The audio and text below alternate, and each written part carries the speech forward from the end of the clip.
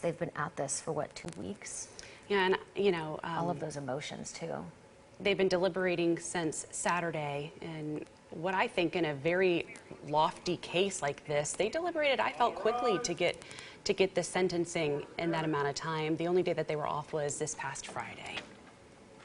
And again, going back, for those of you who aren't familiar, you can see everybody hugging. They're probably just so thrilled that this is over and they got the sentencing that they wanted, again, sentenced to death. But last week, Wiggins was found guilty on all 10 charges in the death of Sergeant Baker, and that includes first-degree premeditated murder. And he was being held in the Dixon County Jail until this process was over.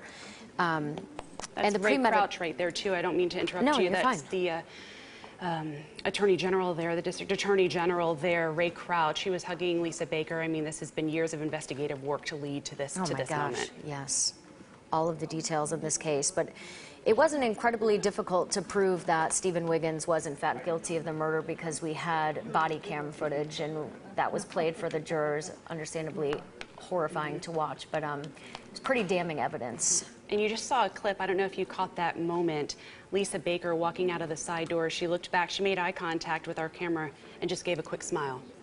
I wonder the peace or what she's feeling at this time, you know, as it finally comes to fruition and she has a little bit more closure. And we're hoping here that we'll be able to speak with her. Stephanie Langston has been in court through this entire process, and we thank her for all of her reporting too, because we know that's not an easy job as well. She's been through this, she's been hearing this. Yeah, of course.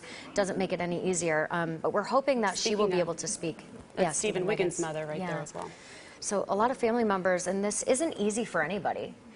You know, Lisa Baker obviously wanted him sentenced to death, but then on the flip side, you have Stephen Wiggins' mother, who's now losing her child.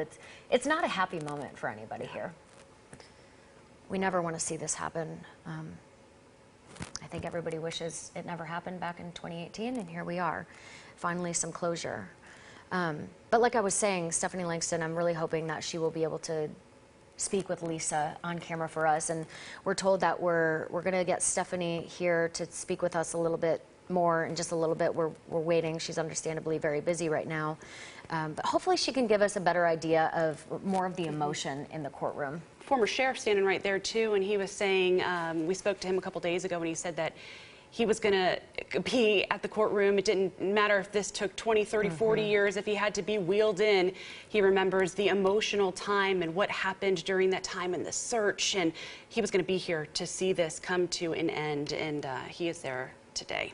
And again, something I found really interesting that I pointed out earlier, when this verdict was reached today and read out loud, Stephen Wiggins was sitting there with really no emotion on his face at all.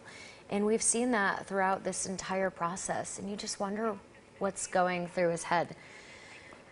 We have one of Sergeant Baker's friends standing by. Stephanie Langston has been there. She's joining us live, we understand, with some reaction to those that were in the courtroom. Stephanie, I know that this is an emotional time. What can you tell us?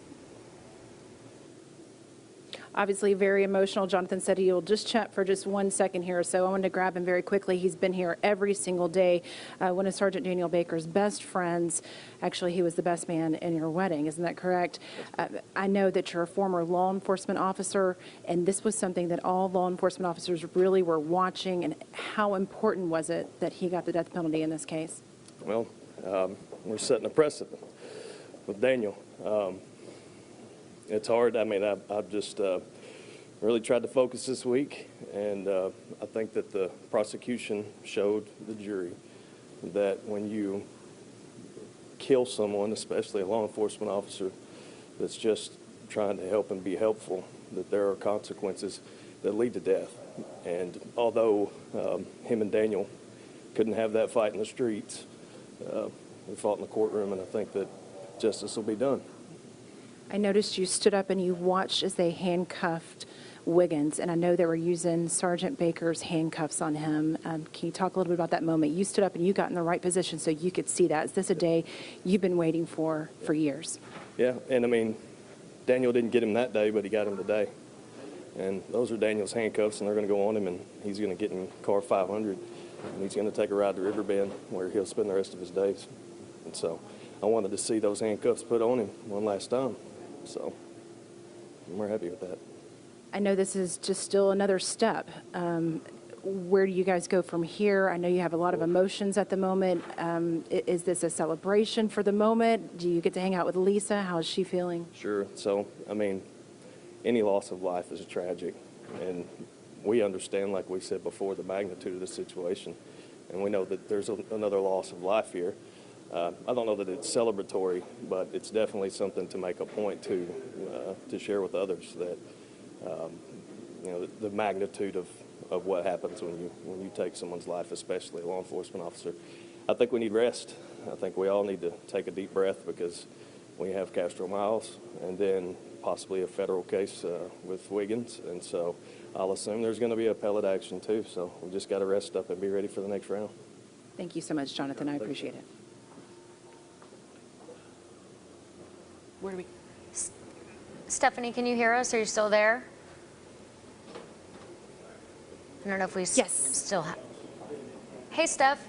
I'm just Erica here. Just wondering if Hi. you could talk about some of the emotion that you saw in the courtroom. We did see a lot of people hugging. Wondering what the immediate reaction was from both Lisa Baker and Stephen Wiggins' mother. Well, obviously, there's like a huge sigh of relief from the Baker family inside the courtroom. I'm going to make sure I'm not missing anyone here. We have his aunts, his uncles, his mom, his dad, of course, his widow, Lisa, and this is something that they were hoping was going to happen. They felt confident in the DA's presentation of this and felt like this was probably what was going to happen. So, but there was this nervous energy beforehand, and whenever they came back so quickly, about an hour and a half of deliberations, an hour 42, I think, to be exact, they were feeling good about that. They were feeling like that was a good sign. And so this is what they wanted and what they've been waiting for. But I just spoke to Melissa Baker, and she tells me, this is just a step. So still a long process that lies ahead in this. Stephanie, thank you for your coverage of this and for giving us an inside view. I know that you have more work to do. Please go ahead.